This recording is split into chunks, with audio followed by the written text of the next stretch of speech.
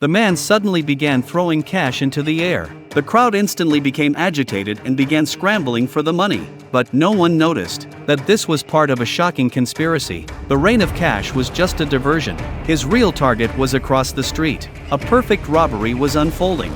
Jack and his girlfriend had already infiltrated their designated positions. They quickly set up their equipment, dragging the heavy steel plates into the core area, drilling precise holes in the steel plates, inserting the pre-prepared bombs. Finally, cleverly covering them with mattresses. Everything was ready, only waiting for the right moment. They just needed to wait for Nick's action.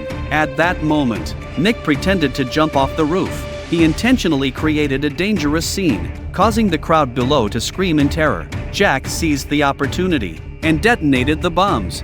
Across the street, a massive explosion erupted. The sound of the explosion was completely drowned out by the screams below. The steel plates were blown open, and Jack infiltrated the ventilation system. He used a metal rod to forcefully jam the fan, bending the blades to create a passage. They entered the password to activate the elevator, which led directly to the top-floor diamond vault. The next challenge was the surveillance zone. They had to navigate through the security surveillance area. Jack lay on the skateboard and hid, blending into the floor color with camouflage cloth. Meanwhile, the security guards were distracted by Nick's message, unaware that someone had slipped past them. They took the opportunity to slip into the surveillance blind spot, took photos from the security angles, and printed them out. They placed the photos on the model, in front of the camera, creating the illusion of vault security. But a new crisis suddenly arose. The corridor was equipped with new sensors. Jack grabbed a fire extinguisher and sprayed it vigorously.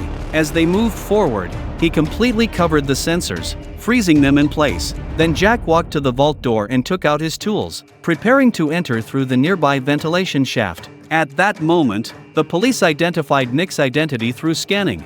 It turned out that Nick used to be a police officer who had been arrested for diamond theft years ago and had just escaped from prison the day before. Coincidentally, Nick was staying at Harris's hotel.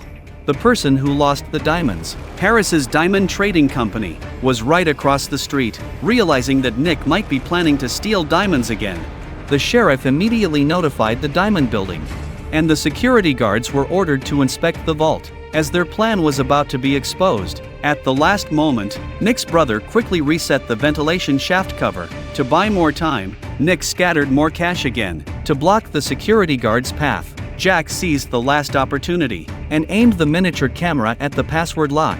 As the security guard's footsteps grew closer, Jack quickly hid inside the ventilation shaft. Will he succeed?